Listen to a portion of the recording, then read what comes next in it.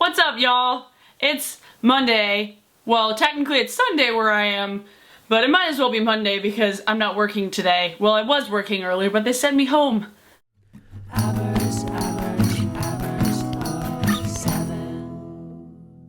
Today's video is going to be an overcaffeinated vlog because I'm running on 5 hours of sleep, and this is my second cup of coffee today because I drove home from Portland last night after everything. I'm gonna tell you guys about my weekend in Portland. All the things that I did and all the fun stuff. So my weekend started on Thursday. I drove down. I don't even fucking remember what I did on Thursday during the day. Torrential downpour. I didn't even go to any of the first shows at Pioneer Courthouse Square. The first show I went to was at like 8 o'clock when I saw Young the Giant, who was actually really, really good. I've heard the song Cough Syrup probably like 100 dozen times in the last like 2 years. And that's enough times for me to hear that song for my whole life, but they were really, really great. And the lead singer is hella attractive, so that was good, because I feel like it's always easier to photograph a band when the people who are in it are sexy. Is that just me? Am I shallow for that? But anyway, Young the Giant was freaking great, even though it was pouring down rain and I didn't have a jacket with a hood.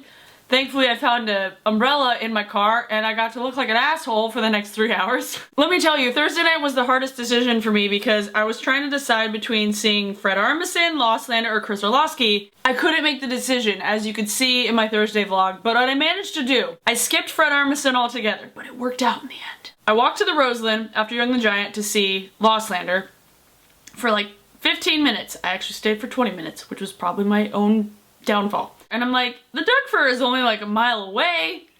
And I had walked it earlier. I walked over the Burnside Bridge 3 times that day, by the way. So after Lostlander, I'm like, I'm just gonna jog. I jogged to the Doug Fir to try and catch part of Chris's set. I got there for half a song. I was so sad because I was like, I just wanted to not be an asshole and go to both my friends' shows. And I like Chris as a person, and I wanted to see his music, yeah. I got there for half a song, but then I got to hang out with Chris for the rest of the night, so that was okay. I saw John Vanderslice, who was awesome, by the way. Andy, I'm an idiot. I never listened to you and listened to his music, but he was great.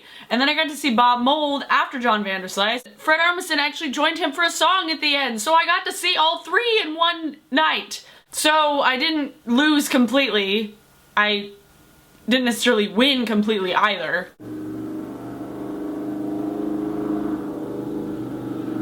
You're an asshole. Bye-bye. Bye-bye. But then after the Bob Mould show, I had to walk back to my car over a mile away at 12:30 at night, and I was wearing short shorts, short denim shorts, cutoffs with tights. So naturally, I got catcalled by creepy homeless people. And I'm not saying all homeless people are creepy. I'm just saying most of Portland's homeless people are creepy. Some creepy random people were just like making noises out of their car, just like grunting and making guttural, nondescript noises. I was like, what do you expect me to do? Show my tits? No, that doesn't work. Nothing like that ever works. Yeah.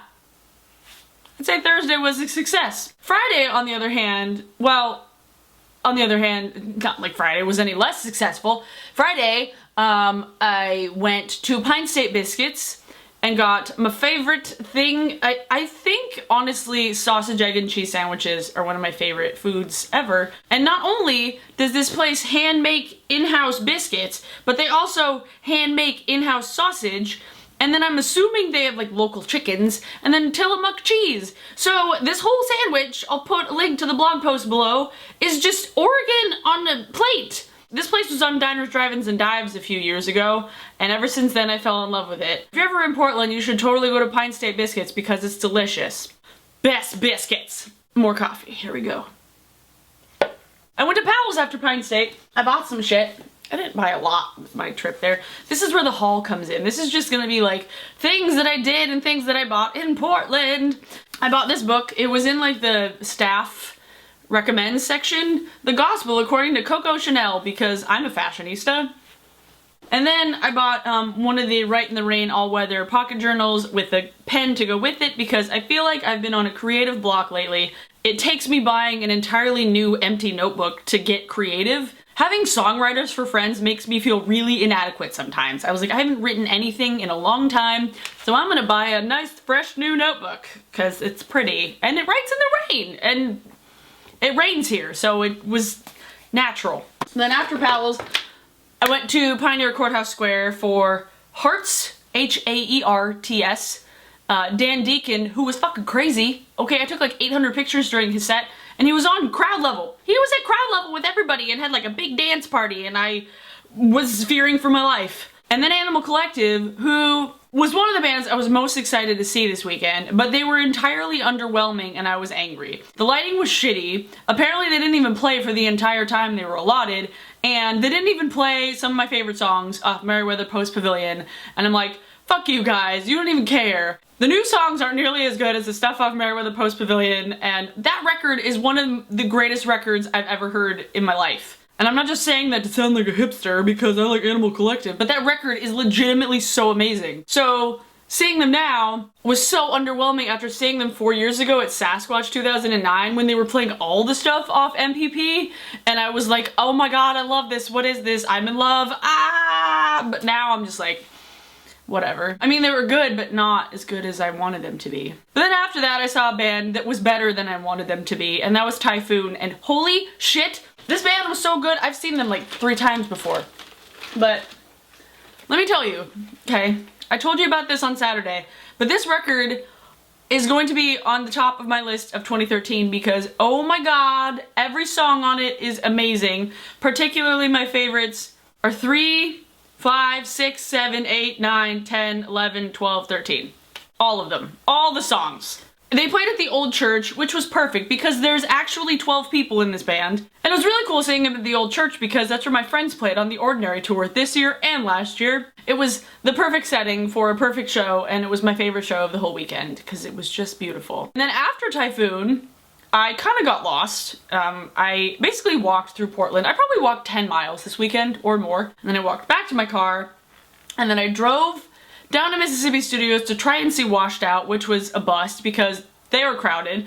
Drove over to the Bunk Bar to see Frank Fairfield, who does old-timey banjo music. I time traveled that day. I went from Dan Deacon, Animal Collective, crazy, weird, experimental electronica stuff, to Typhoon, which was like beautiful, like romantic, folkestral deliciousness. I use deliciousness in really inappropriate situations. And then back to old-timey banjo music, so I'm like, just digression into history. But he was great, he was fun. He broke a lot of strings on his bow, so that was kind of cool. And then I got back to Adrian's house at like 1:30. Saturday, I ran some errands for my mom, dropped stuff off at her antique store. I need more coffee. I'd heard about this place called Blush Beauty Bar, which is down off of like North 23rd. I don't know, down in a cute area, like right before you get to Forest Park. This place called Blush Beauty Bar, which I had heard about on the Portland Black Lipstick Company website, and I'm actually wearing one of them right now, and I was like, I want to buy this stuff, but I don't want to order it online if I can help it.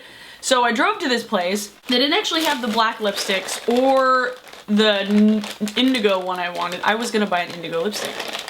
Why not? They come in these cute little like chapstick tubes. The one I'm wearing right now is called Irony, which is like a metallic maroon, because that's a thing. And then I got one called Bad Penny, which is a copper, because that's also a thing. And they were $10, but it's so cute. And you're supporting small businesses, and they're all natural. They have a lot of the same ingredients that are in the Lush lipsticks, but they're a lot thicker. They're not as like liquidy, so they don't like run into my lip lines as bad, which is great because that's the problem I have with the Lush lipsticks. But as well as these, I bought one of these guys, the Besame Crimson Rouge Cheek thing. Let me just show you how pretty this is. Okay, so it comes in this cute little box that like super 20s looking. Look at this. Look at it. I wonder see how bright this is. Ooh, that's bright. It's so old-fashioned, they don't even call it blush, they call it rouge. I am so excited with this because everybody needs a bright red blush lip cream thing, right? Might have just bought it for the packaging because why not? Get back in the box. I can't get you in the box. Box! Get in the box. Even though there's not a box, you can do whatever you want in your life. You don't have to fit into a box. But you have to fit into a box. Stop it.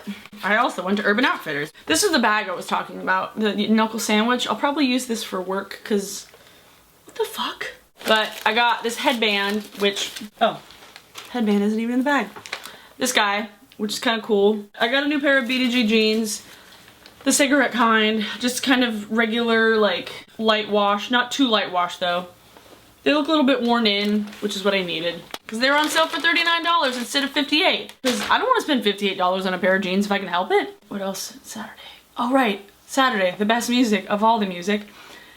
So after I went shopping, I went down to the KEXP lounge at the Doug Fir to catch like the second half of the Thermal set. And they played 2 songs of their songs that I really, really loved. And I was like, oh, I love the Thermal song. But then the last song that they played, I'm like, I know these lyrics. Hutch broke into the song and I'm like, I know the words.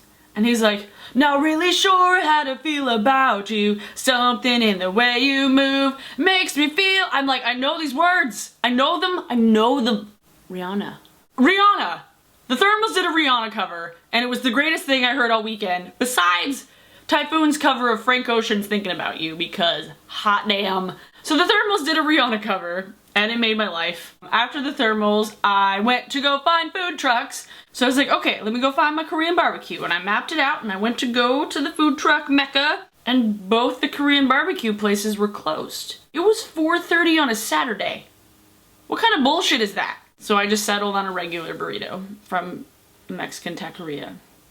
I probably didn't say taqueria right, but I don't really care. It was a really good burrito, but it wasn't Korean barbecue.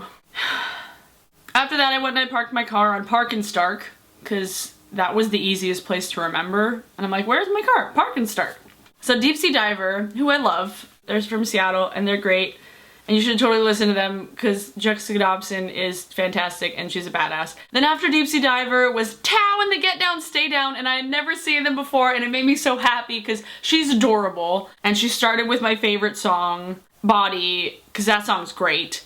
After Tao, I saw The Head and the Heart for the first time in like 2 years. A year and a half since Sasquatch last year.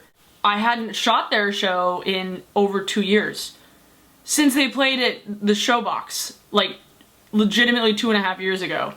And it made my soul feel happy knowing that like I saw them at the Showbox 2.5 years ago and Numo's like 6 months before that, and now they're like headlining shows across the country, and I'm like, this is happening. And if you ever needed proof that Seattle musicians are the hottest in the nation, The Head and the Heart.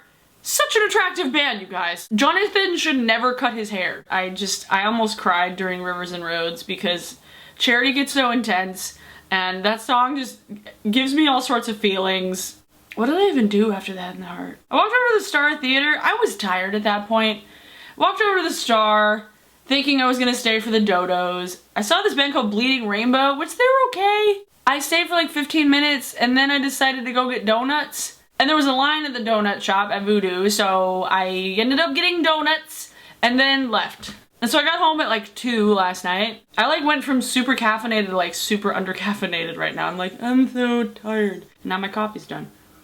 Portland Music Fest Northwest Year 4 was a success. I'm very happy that I got to see my friends. I got to see a new Lostlander song. It made me feel really great because I saw Lostlander for the first time 2 years ago at Music Fest. It's when I discovered them. I felt like I had to see them at Music Fest because it's like a tradition. Like last year they played the KEXP thing. So it's like Lostlander has to be at every Music Fest for me because it just is a part of life now. I don't even know what I said in this video. I'll be posting reviews of all of the products that I bought at Blush Beauty Bar, and there is currently a blog post up about Pine State biscuits with lots of pretty food porn pictures because song of the day today. So because I haven't stopped listening to the new Typhoon record, my favorite track, I have 2. Young Fathers, which is track number 3, and Hunger and Thirst, which is track number 10. Because they're the best. They got the breasts that impress, lest I forget. What a mess. Only like 2 people are gonna understand that reference. I might do a tutorial for Thursday. Who knows? Fall makeup tutorial. If I don't, yell at me. Otherwise, I'll see you guys on Thursday. I'm needing to keep track of my days here. Oh, okay. Bye, guys. But then after the